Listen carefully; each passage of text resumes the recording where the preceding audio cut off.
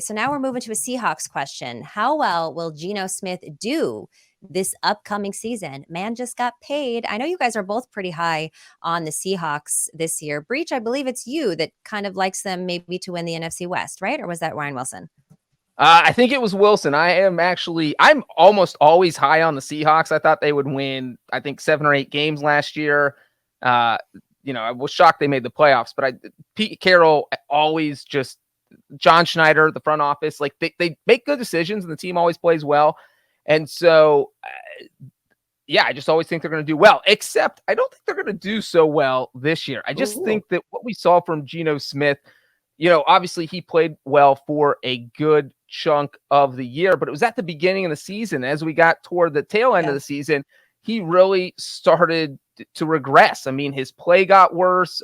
His accuracy went down. I think through the first 12 weeks, he had like 9 or 10 games where his QB rating was over 100.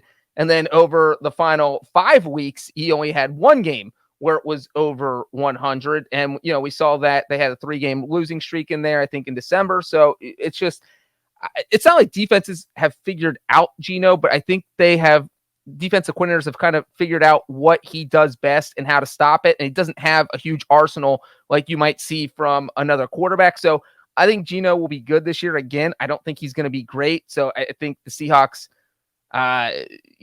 he's going to be a top 16 quarterback, but not top 10. So whatever you think that gets you as a Seahawks fan, I don't think they win 10 games with Geno. Was Geno a top 10 quarterback last year? Was he? Probably. I feel like most people would say yes. Yeah, I think so.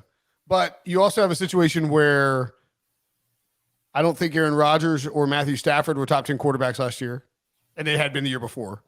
Tom Brady probably was. I'm trying to do just thinking about the top 10. Like if Stafford and Rodgers bounce back, they're top 10 guys. Well, real quick, if you go by ESPN's QBR, Geno had the 7th highest number, and if you just go by QB rating, Geno had the 5th highest number. Okay. So for Geno to be the offensive player of the year, it's plus 7,500. 75 to 1. I would bet on myself before I bet on Geno.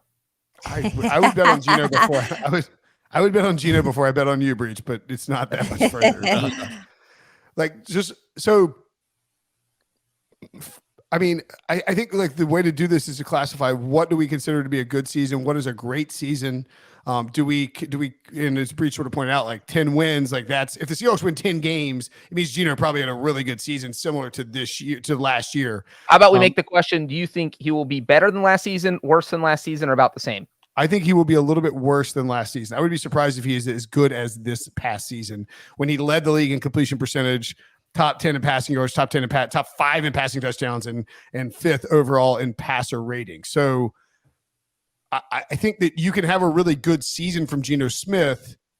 I think it's unlikely we get the same season.